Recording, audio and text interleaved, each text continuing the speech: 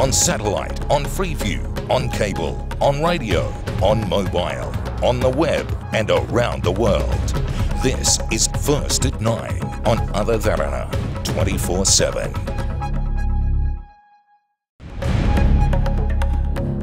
Tonight, will it be the end? Much anticipated fuel tanker Nevaska Lady arrives in Sri Lanka's territorial waters. Public still anxious. Very bad news about your petrol strike. Fulfilling good governance. President Maithripala Sirisena accepts shortcomings in achieving January 8th goals. Appropriation Bill 2018. Government reduces the levy on several imported essential commodities on the eve of the new budget. Solution to Saitam. Deputy Minister Harsha De Silva addressing lawmakers says that he expects everyone's assistance to solve the Saitam issue. And in international headlines, Trump in China. US President Donald Trump becomes the first foreign leader to dine in the Forbidden City since 1949.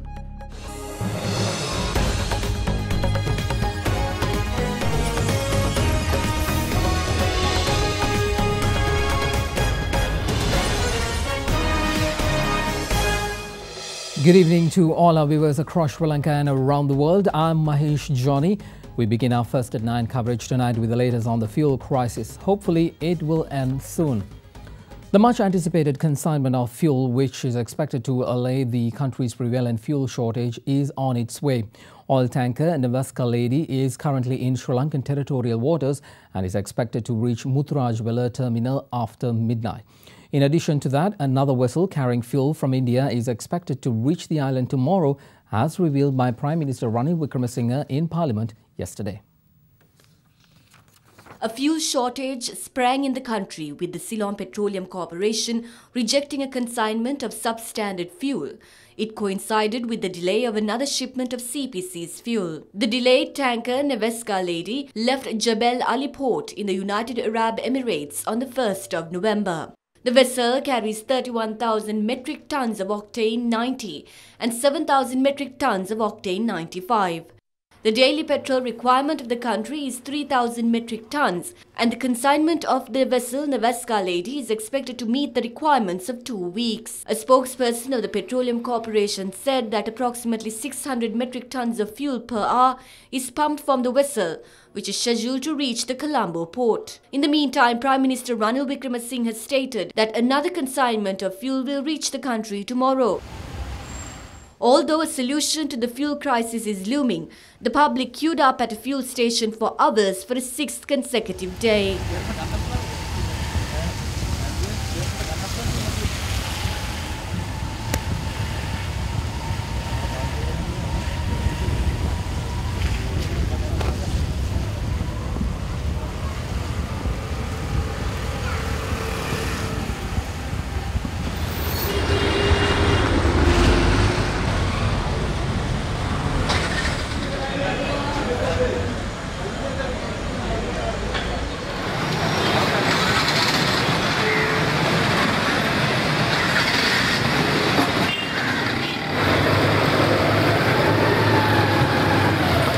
Very bad news about your petrol strike, because it's such a lovely country full of beautiful people. We are facing a big problem here today in this country. The leaders must look at this very carefully and analyze the situation. A solution to avoid a repetition must take place through the leaders of the government. In the meantime, views were expressed on the crisis during several media briefings. Since the fuel pipes are old, it's impossible to pump at high speeds. If tried to do so, it might start to leak. It takes around 48 hours to provide fuel after the vessel docks at the port. Fuel can be provided only after some time, as we need to wait until the sludge settles at the bottom. The statement of the IOC implies that we requested a second test, but it wasn't approved. Perhaps some issues that existed in the first test would have been fixed in the second. Someone should take the responsibility of not giving an opportunity for the second test. No one can wash their hands off this. The government should take the responsibility.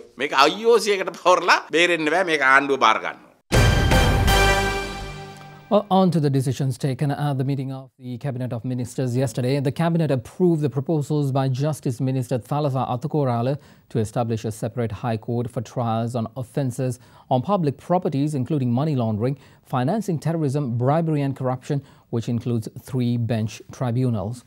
Judgments of this court may directly be appealed to the Supreme Court. Meanwhile, the fuel crisis was under the spotlight during the Cabinet media briefing today as well. During the cabinet briefing today, the media quizzed the cabinet co-spokespersons over the fuel crisis.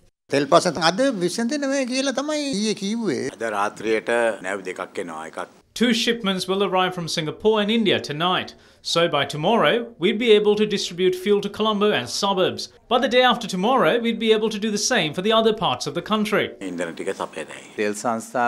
Officials of the Petroleum Corporation are very much responsible for this. Even the ministry officials are responsible for the magnitude of this issue.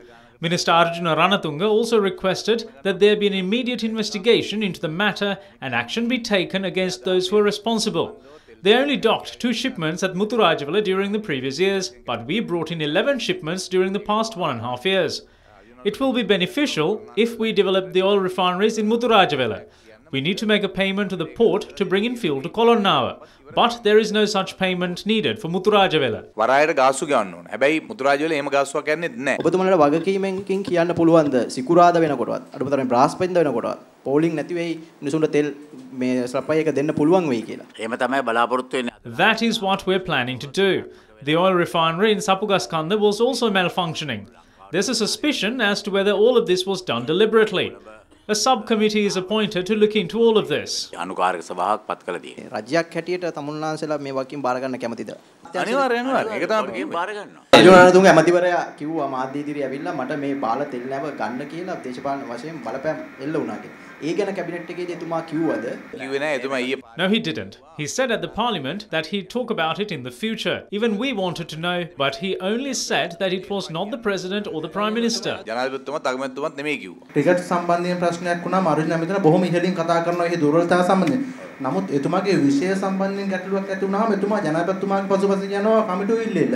ඒක අපේ දැන් එතුමාගේ ticket හැම දෙන්නවා. අන්න කියලා වගේ. ප්‍රතිචාර නොදක්වයි. President Maithripala Sirisena emphasizes that although he is under criticism for appointing the Commission of Inquiry on the bond issuance, he took the action to fulfill his promises of good governance to the people. He made these remarks addressing the 2nd death anniversary of late Venerable Madhuluwawe Sobithathera in Colombo today.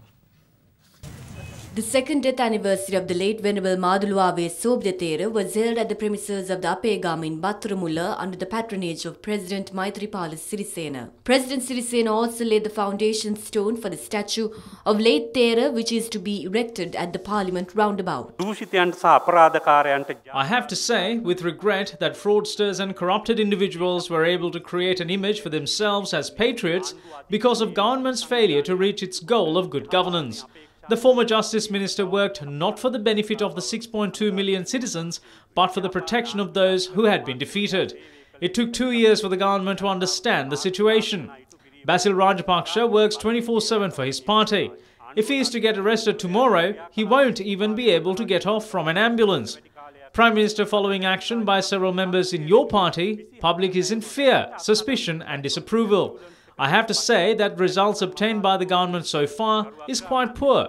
The newly appointed IGP, who is supposed to uphold justice, is now conducting meditation classes. I believe that because of the peaceful nature of the police, criminals and drug lords have gained more freedom. I suspect whether the IGP has resolved to meditate because he doesn't get the opportunity to exercise his powers freely.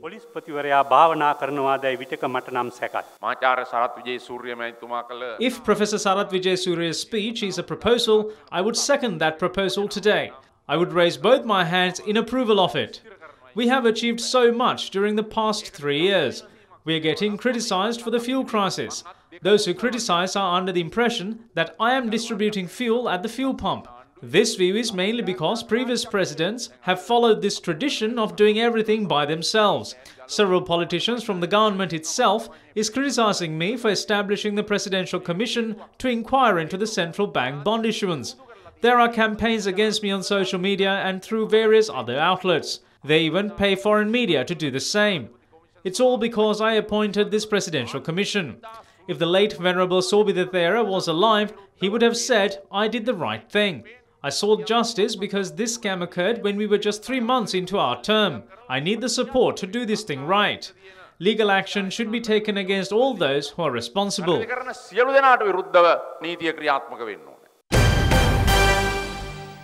Religious observances were held at the Kotte Nagavihara temple today to commemorate late Venerable Maduluwave Sobhita Thera. A group including former President Mahinda Rajapaksa and former Minister of Justice Wijayadasa Rajapaksa were present at the second commemoration of late Venerable Maduluwave Sobhita Thera. Archdeacon of the Malbatu chapter, Most Venerable Niyanguta Sri Vijitasiri Thera, declared open the Venerable Maduluwave Sobhita Thera Memorial Museum during this ceremony.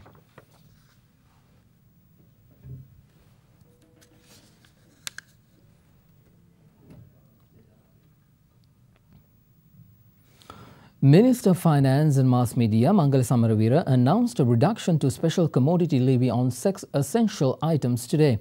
The announcement comes a day ahead of the budget presentation for the year 2018. Speaking at a media briefing today, the Finance Minister said that the tax revision will come into effect from midnight today and that the relevant gazette notification is already issued. The government decided to provide relief as a way to address the rising cost of living experienced during the recent past. This afternoon, we issued a Gazette notification announcing the reduction of duty for several essential goods. The revisions will come into effect from midnight today. Thereby, the duty imposed on a kilo of spreads is reduced to 1 rupees from 11 rupees, while tax on a kilo of potatoes and big onions come down to 1 rupees from 40 rupees.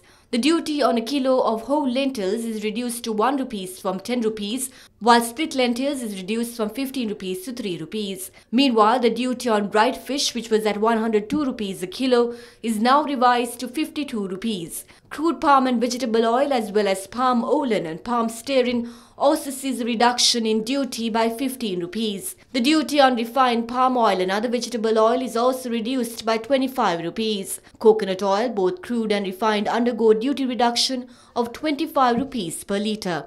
The government will shoulder 1,500 million rupees in order to provide this relief basket. When you listen to the budget speech tomorrow, we can expect concessions such as these. We will also present several proposals which will strengthen the country in the long term. Journalists could not stop from quizzing the minister on the upcoming budget. No, I think I'll leave it for you to describe it. Really. It's an economy to kickstart the economy, to take it to the heights it deserves. Minister, is today's exercise a ploy to make a difficult budget more acceptable for the people ahead of the elections? Well, if you're cynical, you will always be cynical. If that's what you think. But that's what I said. I'd like to hear your comments after tomorrow. Well, on the eve of the budget in Parliament tomorrow, the joint opposition charges that the government is unable to control the prices of essential goods. Former Minister of Agriculture Mahinda Yapa Abeyewardena elaborated on the matter while addressing a media briefing today. I bought some vegetables at the Kirulapana market this morning. A kilo of Bombay onions cost 220 rupees, while spring onions was 250 rupees. We gave Bombay onions for 60 rupees with profit, while lentils were sold at 190 rupees. Green gram was given between 160 to 180 rupees because they were locally grown. But today, a kilo of it is 240 rupees and they're imported. A kilo of chickpeas is 410 rupees. Apart from the 48 types of medicine the government set a control price for, the prices of all others have increased by 200%. The government passed the bill to open an income tax folder for everyone above the age of 18 from April next year, despite whether they're employed or not. This government is damaging the economy. People will have to pay for the loss incurred by the central bank scam for 30 more years. Therefore, the prices will increase for the next 30 years. Substandard fuel was imported during our regime as well. To stop that, we passed laws prohibiting the importation of substandard fuel and fertilizer. That's why it was controlled.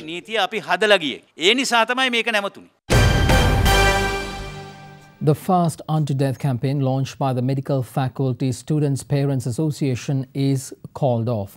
They called off the campaign following a discussion with Deputy Minister Dr. Harsha De Silva, who visited the site a short while ago. Meanwhile, earlier the Deputy Minister said that he expects to resolve issues pertaining to CITEM before the 31st of December. He also expected the support of all in implementing the decision taken following discussions with all relevant parties towards this end. The Medical Faculty Students Parents Association launched a Fast Unto Death campaign on the 6th of this month, demanding an acceptable solution for the CITEM issue.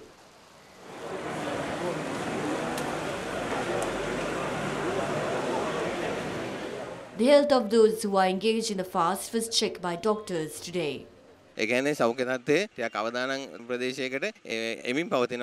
In the meantime, Professor Carlo Fonseca, as well as representatives of political parties, visited the site of the fast.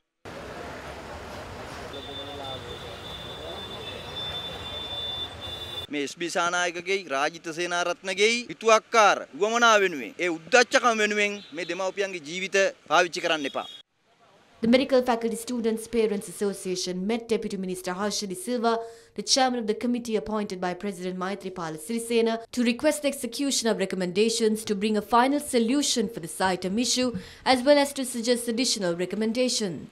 යම් එකඟතාවලට එළඹියත් අවසාන වශයෙන් ඒ ලියවිල්ල විධිමත්ව ලැබෙන තෙක් අපිට ඒ සම්බන්ධව පැහැදිලි විස්තරයක් කියන්න බෑ. In such a backdrop, the Dental Surgeons Association stated that trade union action will be resorted to from 8 a.m. tomorrow if a solution to the CITEM issue is not forthcoming within the day. Deputy Minister Harsha De Silva in Parliament today clarified the stance of the government over the issue. We hope we will get the assistance of all concerned to proceed with the decision taken following discussions with all the parties.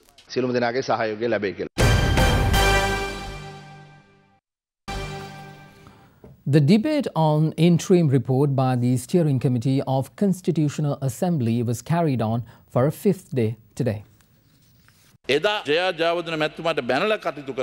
who reviled former President J.R. Jayawardena for his constitution are now threatening to bomb the parliament against attempts to replace it. Back then, we received a vehicle that could be driven through the open economy introduced in 1978. Today, 40 years later, no one knows how to repair that vehicle. We cannot move ahead in this new journey with that old vehicle, which is why we need a vehicle that is suitable for the new era. This is why we need a constitution that grants equal rights and helps devolve power among all communities. We are talking about devolution of power when we fail to even distribute fuel. We agree that Tamils should be given everything they need. But in reality, it is the international community that requires this constitution, not us. If Prabhakaran wanted, he could have obtained what the Tamil community needed at the peak of his time. Instead, he yearned power. Opposition leader Sambandhan agreed to maintaining a unitary state. If we cannot accomplish this now, what would happen if the Tamil leadership goes to Sivajalingam or Vigneshwaran? It is the public that chooses the country's executive president. Those powers cannot be vested with someone who has been selected at this parliament. It is easy to cross over within this parliament. The Colombo High Court today sentenced a LTTE cadre for life imprisonment on charges of planting and detonating a claymore bomb at the Piliyandala bus terminal in 2007, which killed 30 civilians. With that, let's now take a look at some other stories making news across Sri Lanka.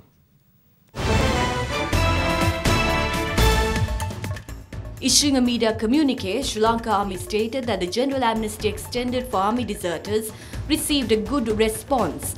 With the window of amnesty coming into effect on the 23rd of October, over 5,000 deserters have sought legal discharge by Monday, the 6th of November. Minister of City Planning and Water Supply Rauf Hakim warns that Western Province may face a scarcity of drinking water in the future, adding that Colombo district will be severely affected. The minister voiced his concerns at a ceremony held in Colombo yesterday. The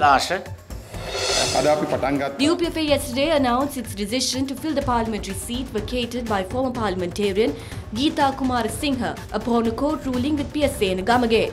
The decision was announced by General Secretary of the UPFA Mahinda Amravira following a meeting convened at the SLP headquarters last night. A fire broke out at a shopping complex in Bingiria today, causing severe damage to property.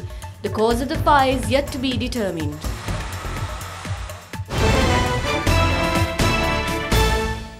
You are watching Sri Lanka's #1 news channel, Other Derana 24/7.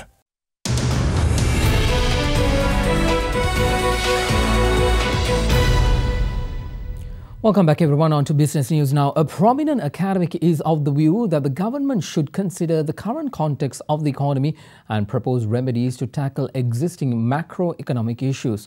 Senior lecturer in economics at the University of Colombo, Dr. Priyanka Dunusinghe points out that Sri Lanka needs strong reforms that will elevate the economy from the present status. If you look at some of the macroeconomic indicators such as inflation, which is around 12 to 13%. If you look at the unemployment, it is high. GDP growth rate is around 4%. Even the exchange rate, the remittance flow and FDI, all indicators tell us that economy is not performing well. The other one is that the country is going to have election. So what we need is real economic reforms to increase FDI, increase exports, increase domestic investments and create more job opportunities. I mean, what we really need is to go ahead with the strong economic reforms. Reforms with respect to labour market, public enterprises, government taxation, expenditure. Those are the real requirements. Dr. Dunusinghe went on to say that immediate labour market reforms are required in order to attract foreign direct investments. There is a gap between the domestic savings and investments as well as with respect to government expenditure and the government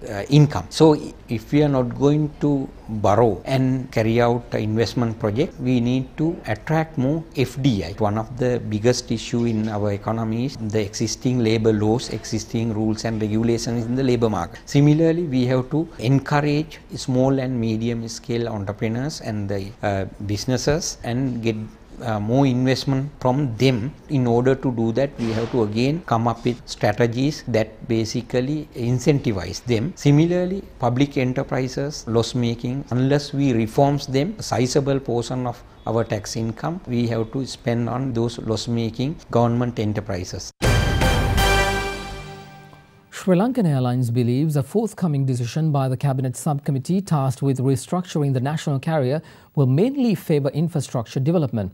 Chief Executive Officer of Sri Lankan Airlines, Captain Suren Rathwatta, pointed out that the airline will there be able to slash its cost and spur growth. Speaking exclusively to First at 9, Captain Rathwatta was upbeat on the prospects of the airline's Colombo to Melbourne route, the latest addition to its route network based on early results.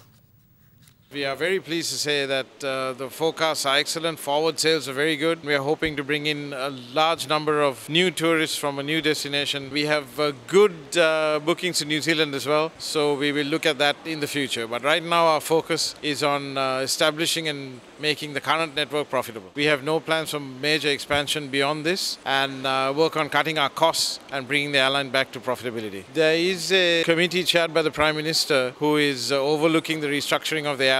We expect the government to support us. We also expect to have the infrastructure we need in order to grow the airline. Well, Sri Lankan shares ended steady today with turnover hitting a 7-week high on foreign selling in United Motors Lanka, while all eyes are on the 2018 budget presentation scheduled for tomorrow.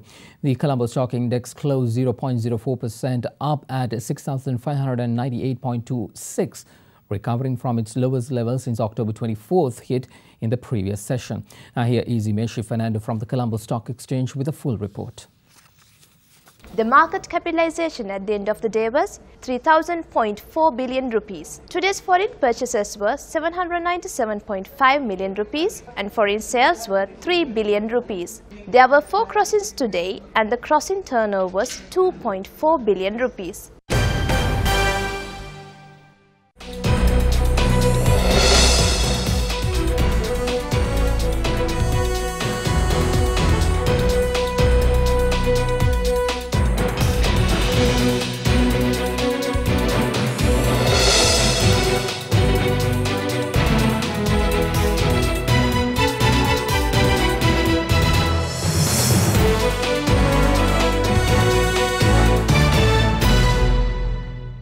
You are watching Sri Lanka's premier news channel, Derana 24/7.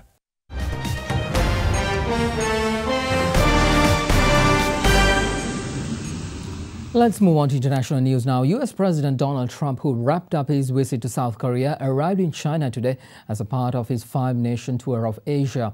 According to reports, President Trump is set to propose China to sever its financial links with North Korea and to abide by UN sanctions. US President and his wife Melania Trump kicked off the third leg of his 12-day tour in Beijing by joining China's President Xi Jinping and his wife Peng Liyuan for a tour of the Forbidden City. Trump will be the first foreign leader to have an official dinner in the palace since the founding of the People's Republic in 1949.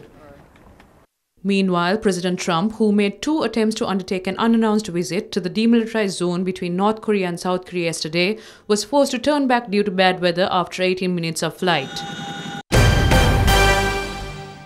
Let's now take a look at some other stories making news across the world. Catalonia's deposed leader, Carles Puigdemont, calls on European Union and Spain to respect the results of the upcoming snap election at an event organized in Brussels yesterday. Puigdemont went into self-imposed exile in Belgium last month after Spain's central government fired his sessionist administration, dissolved the Catalan parliament and called an election in the region for the 21st of December. At least 5 persons were killed and 21 others injured in a terrorist attack against a local TV station in Kabul, Afghanistan yesterday. According to international media, 2 gunmen disguised as police killed a security guard and opened fire at staff. India's federal government today urged Delhi and the surrounding northern states to immediately tackle dangerous levels of pollution. Delhi is engulfed by thick smog, where pollution readings in some areas peaked at 500 on the government's air quality index.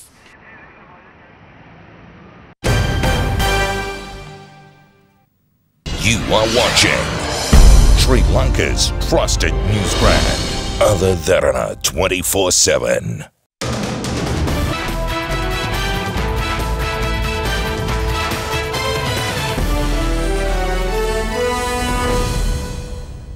We begin with some cricket. Sri Lanka cricket team today left the country for their tour of India. Sri Lanka cricket said the test side will be led by Dinesh Chandimal. The tour of India sees the return of former captain Angelo Matthews, who was sidelined with a hamstring injury.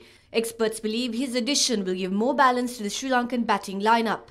The tour will begin with a 3-match test series, with the first match set to be played on the 16th of November. A 3-match one-day series and a 3-match 2020 series will follow his test series. Let's now look at some other news in the world of sports. Saudi Arabia yesterday allowed families into a stadium for the first time to watch an entertainment show in which an American group performed a variety of bike stunts. This is the second time women were allowed into a stadium, with the first time being National Day celebrations in last September. Olympic marathon champion Jemima Sumgong was handed a 4-year ban yesterday by Kenya's anti-doping agency after testing positive for the banned blood booster erythropoietin. Jemima Sumgong is the first Kenyan woman to win an Olympic marathon title when she struck gold in Rio last year. Spain goalkeeper Iker Casillas was awarded the 2017 International Golden Foot Football Award in Monaco yesterday. 36-year-old, who currently plays for Portuguese club Porto, beat football stars including Cristiano Ronaldo and Lionel Messi to win the award. Andy Murray yesterday said that he will only return to competitive tennis when he is 100% ready. The 30-year-old Scot, who has not played in public since his loss to Sam Querrey at Wimbledon after struggling with hip injury, made these comments ahead of a match against Roger Federer in aid of his charity in Glasgow. You never. You are watching Sri Lanka's award-winning news channel, Other Derana 24/7. Well, Katharina Chang is at the Other Derana Weather Centre with your forecast for the next 24 hours.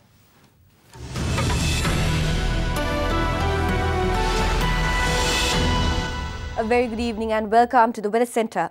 Now, if we take a look at the map, we can expect temperatures to vary between 19 and 28 degrees Celsius over the course of the next 24 hours. Now, low pressure zone is in formation in most parts of the island, which could bring about thunder showers in the Jaffna as well as Trincomalee and Batticaloa areas. Moving downwards, we can expect some thunder showers in the Colombo, Kandy as well as the Galle and Mathare areas. That is it from the Weather Centre tonight, but let's now take a quick look at your city by city forecast.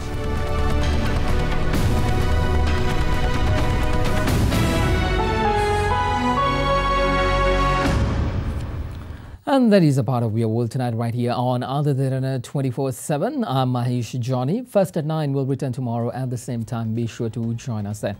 But before we go, we'd like to take you to the North Central Province where Madru Oya Irrigation Dam and the Buddhist statue have become a major tourist attractions.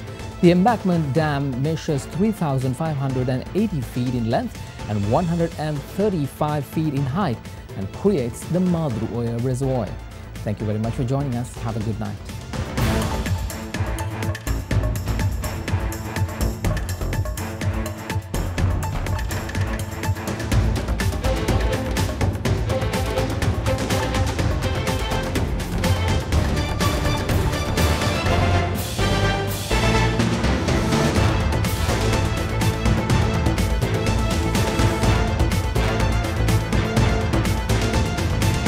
Bringing you the news and information 24 hours a day.